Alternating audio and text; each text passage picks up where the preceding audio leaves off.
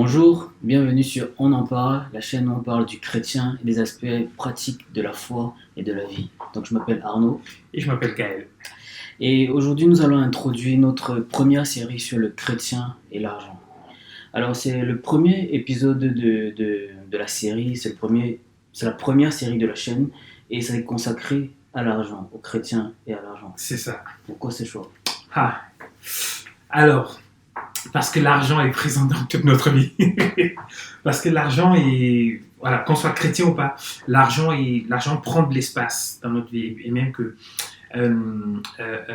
j'ai lu une statistique à un moment donné qui disait que la personne la plus équilibrée pense à l'argent au moins 50% du temps de son temps d'éveil. C'est-à-dire que si tu es éveillé pendant 16 heures de temps dans la journée, alors tu penses à l'argent au moins pendant 8 heures de temps. Tu penses à comment gagner l'argent, comment économiser ton argent, comment dépenser ton argent, etc. etc. Donc, si l'argent prend autant de place dans la vie, il vaut mieux en parler et savoir comment le gérer. Ouais, et aussi la Bible en parle souvent. C'est ça. Je pense par exemple au Seigneur Jésus, est-ce que même le Seigneur donnait cette importance-là à l'argent? Oui. Il semble qu'il y a, parmi les mises en garde les plus solennelles et les plus tranchantes que Jésus ait données, il me semble que c'était pas spécialement par rapport au sexe. Même si le sexe a pris trop de place dans la société. Et dans l'église, on en parle souvent. Voilà. Et c'était souvent par rapport à l'argent. Matthieu 6. Jésus va dire, et j'ai l'impression que c'est même la déclaration, il dit que Matthieu 6, verset 24, nul ne peut servir deux maîtres à la fois. On ne peut pas servir Dieu et l'argent. Soit on va servir l'un et on va négliger l'autre. Soit Je crois haïr l'autre, non? Et haïr l'autre, exactement. C'est même pas négliger, tu as raison. Et haïr l'autre, c'est ça. Ouais. Si Jésus a parlé de l'argent, c'est que c'est bien qu'on en parle. Ah bah, je pense que... D'ailleurs, est-ce que je peux dire que, hormis le fait que l'argent, que Jésus en parle, il y a aussi le fait que de plus en plus dans notre société, on a l'impression que les gens veulent à tout prix gagner de l'argent. C'est-à-dire qu'il y a des gens qui en font leur but ultime de la vie, être riche, gagner de l'argent. Et on va voir toutes sortes de publicités, toutes sortes de prospections, toutes sortes de propositions, toutes sortes de... etc. Pourquoi? Et de telle sorte même que celui qui a des ambitions moyennes par rapport à l'argent peut culpabiliser. Et se demander, qu'est-ce qui se passe?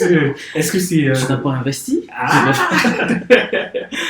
Voilà. Ouais. Donc, c'est la place que ça prend déjà dans notre vie, même en tant qu'individu normal. Exactement. Les avertissements du Seigneur. Ouais. Et puis aussi, tu penses que, dans notre société, aujourd'hui en particulier, il y a un accent qui est mis. Absolument. Peut-être à cause de la société dans laquelle on est, les facilités qu'on a au crédit, bref. Ouais. Ok, et comme soutien à notre discussion au long pour cette chaîne et au long de notre série, nous allons nous appuyer sur la Bible. La Bible, les réponses, la Bible est suffisante pour répondre à toutes les questions qu'on se pose en tant que chrétien. Oui. Alors, donc, moi, ma posture dans la vie en général, c'est que quand il faut réfléchir à un sujet, je ne m'excuse pas de penser par rapport à la Bible, parce que je suis chrétien.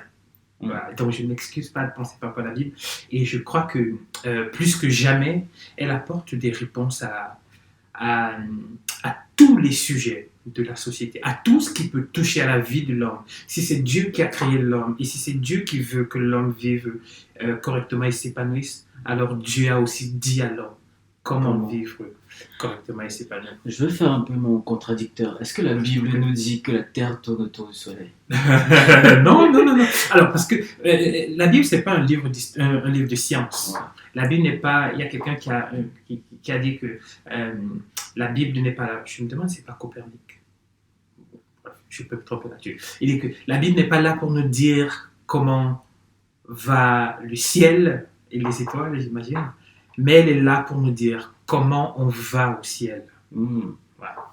Belle punch. Je te remercie. Elle n'est pas de moi. Donc, même si la Bible ne nous dit pas tout sur tout, La Bible nous dit tout ce qu'on a besoin de savoir. Absolument. Pour aller au ciel. Tout à fait. C'est ça qu'on entend quand on dit la Bible est suffisante. Absolument, ouais. Et donc l'argent peut éventuellement impacter notre cheminement, notre relation avec Dieu. Et donc... Tu dis éventuellement, je pense que l'argent, notre façon de concevoir l'argent, d'envisager l'argent, de gérer l'argent, impacte. Ouais. Et je crois même que, j'espère qu'au fur et à mesure des épisodes qu'on va faire, on pourra voir que l'argent, à notre façon de gérer l'argent, je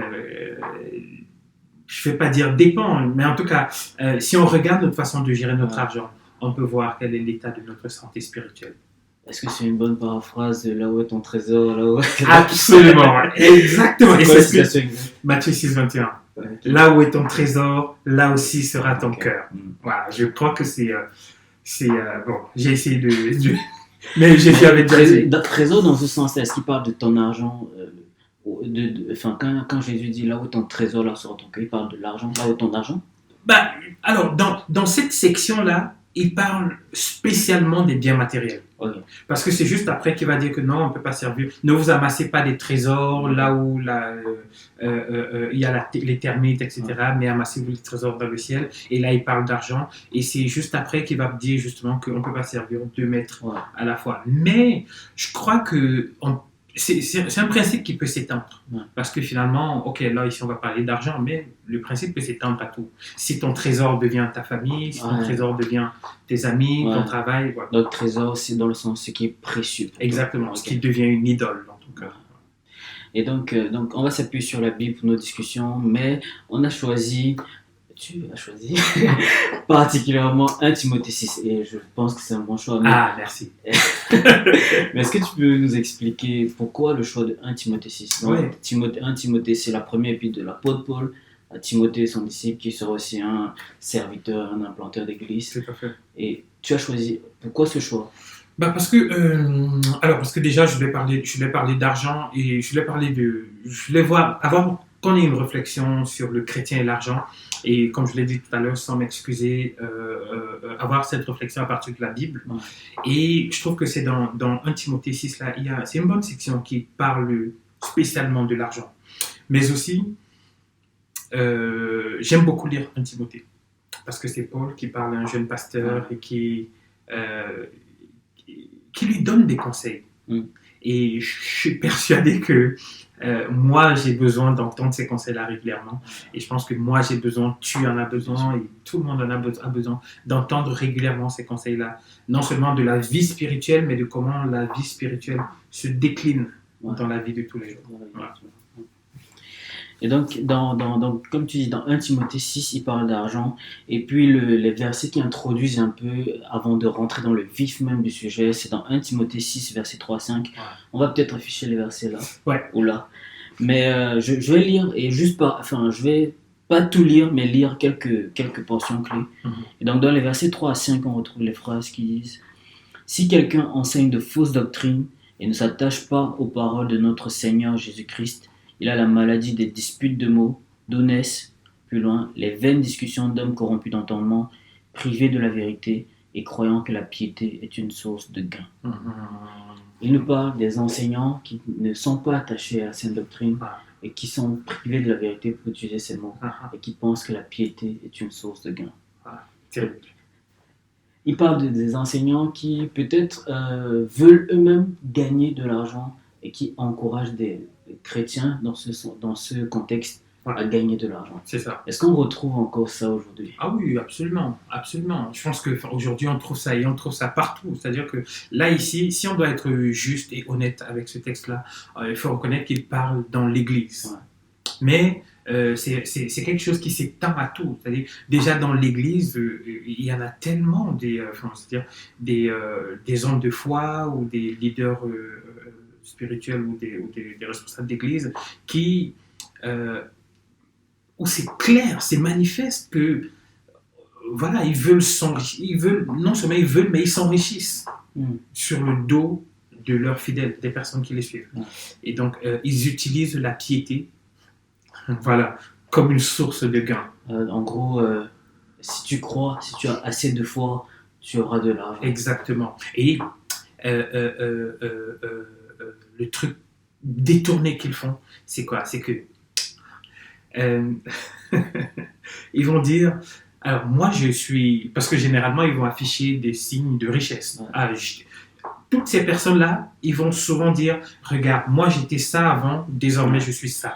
Je suis béni, je suis riche, donc je sais comment tu peux être. Si tu n'as pas l'argent, tu ne peux pas m'enseigner à avoir l'argent. Donc, voilà. Donc il te montre qu'il a déjà l'argent, qu'il est déjà béni, et il te dit que désormais il est apte à te dire comment être béni. Et donc il va te montrer toutes ces choses-là. Si tu fais le jeûne, tu auras la fin, tu vas réussir. Et puis avec tous ces slogans souvent. Je vais garder l'adjectif dans mon cœur parce que j'avais vraiment envie de le sortir. Mais tous ces slogans où tu dois posséder des choses, entrer dans des héritages ou alors dans les destinées, détrôner on ne sait pas, ou alors arracher entre les mains de Dieu ou de Satan, on ne sait pas trop de qui, arracher ton héritage, arracher les choses qu'on t'a volées, arracher des bénédictions à Dieu. Des fois, ça peut faire rigoler, mais c'est triste. Et tout ça, parce qu'on dit aux gens, tu vas avoir des choses en faisant ça. Et ça a des conséquences tristes, tragiques. Non seulement pour ces personnes-là, mais souvent pour l'entourage aussi. On dirait que tu as un avis bien forgé sur le sujet. Ah oui, absolument, absolument. En tout cas, sur cette question-là, mais quand tu dis que ça peut avoir des impacts, l'enseignement a un fort impact sur nous. On est le produit de ce qu'on écoute, de l'enseignement qu'on a reçu. Notre culture, les moindres choses, c'est ce que nos parents nous ont enseigné, ce qu'on a appris à l'école. Mais quand tu dis que ça a des impacts sur la vie de ceux qui écoutent et sur leur entourage, tu penses à des impacts en particulier? Quel type de conséquences? Oui. C'est-à-dire, c'est quoi comme conséquence? C'est-à-dire, les personnes qui écoutent, à qui on enseigne une foi chrétienne qui est censée leur donner des richesses, leur apprendre à gagner plus d'argent, leur apprendre à avoir du matériel, leur apprendre à gagner des choses matérielles. Ça va donner à l'occasion des chrétiens frustrés. Frustrés, pourquoi? Parce que je suis absolument convaincu que la foi chrétienne n'a pas pour but de nous donner de l'argent ou des biens. Et donc, la personne à qui on va enseigner ça va attendre ça, et si les pauvres, il va devenir frustré, aigri. Il va regarder Dieu avec un... On m'avait dit ceci. Parce que dans sa compréhension, la seule compréhension qu'il a, c'est que Dieu doit le rendre riche. Exactement. C'est que la bénédiction de Dieu a béni Abraham, Dieu a béni Job. Et c'est souvent ces exemples-là ce n'est pas faux. Mais la Bible ne dit jamais que c'est le pattern. La Bible ne dit jamais que c'est le modèle, que ce sera comme ça pour tous les chrétiens. Et j'ai envie de renchérir en disant que Dieu a béni Abraham, Dieu a béni Moïse, Dieu a béni David, Dieu a béni Salomon, mais Dieu n'a pas béni son propre fils. Dieu n'a pas béni son propre fils, il n'avait rien. Je me souviens d'un épisode dans les évangiles où ils marchent avec l'apôtre Pierre, ils arrivent à un endroit où il faut payer une taxe. Et une pièce. Même la pièce. Il envoie faire quoi? Aller pêcher l'eau. Et je me dis souvent, purée, ça me fait mal de voir le Seigneur en galère comme ça. Et c'est ça, parce que, et tu vois, il me semble dans 1 Corinthiens 2, quand Paul va parler aux Corinthiens, il va leur dire, nous prêchons Christ crucifié. 1 Corinthiens 1. Non, 2, il me semble. Ouais. Nous prêchons Christ crucifié. C'est-à-dire, nous prêchons Christ dans son humilié, pas glorieux et riche et majestueux. Christ crucifié. Comme pour dire que si tu souffres, en fait, ne sois pas surpris.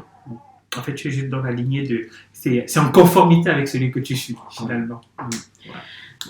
Donc, tu penses à des exemples d'autres, des enseignants en dehors de l'Église, comme ça, qui peuvent avoir une influence aujourd'hui sur les chrétiens, sur les non-chrétiens, évidemment, mais aussi sur les chrétiens? Oui, absolument. Enfin, Facebook, YouTube, Aujourd'hui, c'est devenu je sais pas quoi dire, une sorte de salle de marché. C'est l'amphithéâtre moderne. Exactement, où on apprend à tout le monde à être riche. Et tout le monde apprend. Et tout le monde, en fait, voilà, c'est ça. Tout le monde apprend à tout le monde, c'est-à-dire des gens qui ont de l'expérience, qui ont fait des études pour ça. C'est un fouillis pas possible. Tout le monde veut apprendre à tout le monde à être riche désormais, à gagner de l'argent, à multiplier son salaire, à ne plus faire ceci, à ne plus être dépendant, etc. Et souvent avec la même publicité. C'est-à-dire que les gars vont se réveiller, la vidéo commence souvent, c'est avant je dormais dans un 9 mètres carrés et maintenant, tiens, je me réveille dans un 500 mètres carrés au bord de la plage. Avant, je roulais dans une, je sais pas quoi, je roulais en trottinette. Je roulais en trottinette, toi. Et maintenant, je suis fier de rouler en trottinette. Voilà, maintenant je sais pas, une Mercedes, une Audi. Avant, je gagnais un salaire de salarié. Et maintenant, voilà, tiens, regardez. Des fois, ils publient même des chiffres. Les gars qui montrent son téléphone avec les chiffres en bleu qui sont en train de passer. Exactement, de dire oui, voilà tout l'argent qui est arrivé dans mon compte, ou alors avec un relevé de compte mensuel ou je sais pas trop hebdomadaire pour dire que voilà tout ce que j'ai gagné. Et donc, qui veulent apprendre, c'est-à-dire qui ont pour seul but d'apprendre aux autres. Et tout à l'heure, on a dit que c'était des gens, enfin, que ces personnes-là utilisent la piété des autres pour s'enrichir. En fait, je pense que sur Facebook, que ce soit des chrétiens ou pas des chrétiens, je pense que là, ils vont pas utiliser la piété des gens, mais ils vont utiliser la naïveté des gens. C'est-à-dire que quand ils disent ça, le sentiment, l'impression que j'ai, c'est en fait, ils ne sont pas riches. Ils vont s'enrichir sur ceux qui vont les suivre. C'est-à-dire que, alors, pour que je t'apprenne à être riche, il faut que tu me payes. Et donc, en fait, vous serez 10, 15, 20, 30, 50, 60, 100 à me payer pour apprendre à être riche.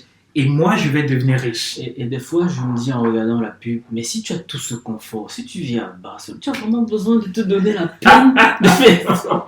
Ou alors, c'est ces publicités-là qui vont te donner plus d'enrichissement. Absolument, absolument. Il me semble que c'est ça. Ouais. Et c'est bien dommage. Moi, j'ai vu un cas, pour revenir au cas de l'église, un jour, je parlais avec un courtier. Bon, il étudiait mon compte et il a vu que j'étais chrétien. Et il a dit, oui, j'ai vu des femmes chrétiennes qui sont venues, toutes plusieurs mamans, c'était une église africaine, je crois, d'une même église qui sont venues prendre un prêt de 20 000 euros chacune. Et je pense que je connais investir dans l'église. Je connais ce grand projet de bâtiment. D'église. Et ces mamans-là n'avaient pas suffisamment d'argent pour bien vivre, mais sont allées prendre un prêt pour le... Et j'ai trouvé ça grave. Et le monsieur en face n'était pas chrétien. En voyant mon truc, il a vu que j'étais chrétien, il m'a dit, oh, il y a d'autres chrétiens qui sont venus là. Il me raconte ça. Et moi, j'ai ma belle-sœur à qui j'ai expliqué l'évangile pendant des années. Et elle m'a dit, un jour, Gaël, tu sais, je te connais, on vit ensemble. J'entends ce que tu dis. Et je te vois vivre. Simplement, à côté de toi, j'ai vu d'autres personnes vivre. Des mamans qui abandonnaient leurs enfants affamés parce que le pasteur réclamait, demandait de venir donner de l'argent. Et il me dit, mais ça m'a tellement marqué que j'ai l'impression que vous êtes des escrocs. Parce que certains pensent que la piété sert à gagner de l'argent. Voilà le témoignage. Et puis, c'est pas une mince affaire si on revient aux paroles du Seigneur qui disait, tu peux pas servir Dieu et maman, tu peux pas servir deux maîtres. Toi, tu aimeras l'un, tu haïras l'autre. Donc, si on est au service de l'argent, c'est quand on abandonne son amour, son attachement à Dieu. Non, on n'abandonne pas. On n'abandonne pas l'amour pour Dieu. Tu as dit le verset, il faut qu'on assume le verset. On déteste Dieu et les choses de Dieu lorsqu'on décide d'aimer autre chose. Je crois que c'est l'apôtre Jacques qui dit n'aimez pas le monde et les choses qui sont dans le monde. Jean. L'apôtre Jean, ouais. Et c'est quoi la fin? Car ceux qui n'aimez pas le monde ni les choses qui sont dans le monde, car l'amour du monde est inimitié contre Dieu. Celui qui aime les choses du monde, l'amour de Dieu n'est pas en lui. C'est terrible. Donc c'est une vraie opposition. Pour revenir à ce texte, deux choses qui distinguent ces enseignants dans les versets qu'on a lus. Ouais. L'apôtre Paul dit d'abord, ils sont privés de la vérité, Ouais. et ils ne s'attachent pas aux paroles du Seigneur. Mm. Finalement, est-ce que être attaché à la vérité, être attaché aux paroles du Seigneur, est-ce que finalement c'est ça le remède pour ne pas être contaminé, empoisonné par ces enseignements-là? Est-ce que c'est le remède pour ne pas être soi-même ce type d'enseignement, être attaché aux paroles du Seigneur? Déjà, Paul dit ça. Il dit que celui qui fait cette bêtise-là, qui pense que la piété, la foi sert à gagner de l'argent, c'est parce qu'il ne s'attache pas à la vérité et que... c'était quoi encore? Il est privé de la vérité. Il est privé de la vérité et il ne s'attache pas aux paroles du Seigneur. Voilà. Donc ces deux choses-là. Celui qui s'attache à l'argent ne fait pas ces deux choses-là. En gros, l'inverse est vrai aussi. C'est-à-dire que finalement, la bonne façon d'avoir un équilibre, et ça c'est valable, il me semble, autant pour les personnes qui enseignent que pour les personnes qui écoutent l'enseignement. Parce que celui qui écoute l'enseignement celui qui aime ce genre d'enseignement-là est de la même façon plongé dans ce même désir de vouloir utiliser sa piété pour gagner de l'argent. C'est-à-dire que celui qui veut aller dans une communauté où on va lui dire « Ah tiens, tu vas être béni, fais des jeûnes, fais de la prière, lis beaucoup la Bible, utilise l'influence que tu as dans l'église pour commencer à vendre des produits ou créer des business ou faire des choses. » Et voilà, pareil. Parce que personne ne nous attache personne ne nous lie à une église. Absolument pas. On va finalement... On fait le choix. Ce qu'on a envie d'entendre. On fait le choix. Et puis si on aime les paroles du Seigneur, si on attache aux paroles du Seigneur, on va chercher une église en fonction de ce critère-là. Exactement. Qui me parle de Jésus, qui me donne les paroles de Jésus. Et justement, les paroles du Seigneur, qu'est-ce que ça va changer? Je veux dire, qu'est-ce que ça va changer dans le fait de ne pas utiliser la piété pour avoir l'argent? Qu'est-ce que ça va changer? Moi, je pense que, on en dira plus dans la suite, parce on va parler du contentement après. Et puis, rester connecté. Et puis après, il y aura je pense, je ne sais plus, au verset 11 peut-être, il va dire « Et toi, homme de Dieu ». Voilà. Donc, il va expliquer à l'homme de Dieu comment s'attacher à la parole de Dieu. Mais il me semble déjà que savoir être attaché à la parole de Dieu, ça rappelle à chacun que finalement, la chose la plus importante, ce n'est pas l'argent, mais c'est Dieu lui-même. C'est Dieu lui-même. Et une citation de Saint-Augustin. J'ai pas envie de... Je l'aime. C'est une citation que j'aime beaucoup. Il dit que la récompense du chrétien, c'est Dieu lui-même. Et après, il dit, demandez autre chose si vous trouvez mieux. C'est-à-dire que donc, la parole de Dieu, rester attaché à la parole de Dieu, va rappeler aux chrétiens que le bien le plus précieux que nous avons, c'est Dieu. Le bien le plus précieux que nous avons pour notre vie, dans tous les domaines de notre vie, c'est Dieu. Et c'est Dieu qui nous aide et qui nous apprend à vivre de façon, à discerner quel est l'enseignement qui est juste et qui n'est pas juste. Parce que comment savoir si cet enseignant-là enseigne des choses qui ne sont pas correctes? Il faut être attaché à la parole de Dieu. C'est-à-dire, on n'a pas besoin de connaître le faux pour connaître le vrai. Non, dès qu'on connaît le vrai, alors... on voit facilement venir. Exactement, on connaît le faux tout de suite. Et puis, être attaché aux paroles du Seigneur, c'est un peu par humilité de dire... qu'est-ce que le Seigneur Jésus a dit? Et c'est clair dans l'évangile. Par exemple, cherchez d'abord le royaume des cieux. Et toutes ces choses vous seront données. Dans le contexte où il parle de l'argent, je ne connais plus les références exactes, mais il me semble que c'est toujours dans le sermon sur la montagne. 33. Et quoi de plus clair? Donc, pour moi, je vois attaché aux paroles du Seigneur comme avec humilité, dire le Seigneur m'a dit ça, comment je vais faire ça? Ça me paraît pas logique, j'ai peut-être des désirs contre lui. Le Seigneur me dit cherchez d'abord le royaume des cieux. Je vais le faire, c'est le Seigneur, c'est le créateur de l'univers, c'est mon créateur, mon sauveur. il faut que je m'attache à ces paroles. Et je ne dis pas que c'est une chose qu'on fait facilement, mais c'est une chose qu'on doit essayer de faire, de s'attacher à ces paroles. Je dirais aussi que s'attacher à la parole de Dieu, d'accord. S'attacher aux paroles du Seigneur, c'est entendre continuellement la voix de Dieu qui rassure. C'est-à-dire lorsque le monde devient fou autour de nous et que tout le monde ne veut que gagner de l'argent, lorsqu'on a l'impression qu'il n'y a que l'argent qui permettra de vivre, continuer d'entendre et de dire à son cœur, à son âme, continuer de le dire continuellement. Dieu me promet qu'il veillera sur moi, qu'il me donnera toujours, pas spécialement ce que je veux ou ce que je demande, mais toujours ce dont j'ai besoin. Voilà. Une belle parole pour terminer. Donc si la piété n'est pas une source de gain financier, contrairement à ce que beaucoup prêchent, mais l'apôtre Paul, plus tard, on le verra, dit quand même que cette piété-là donne un gain. Qu'il y a un gain dans la piété. Donc quel est ce gain? Restez connectés, on en parle dans le prochain épisode. À bientôt. Ciao, ciao.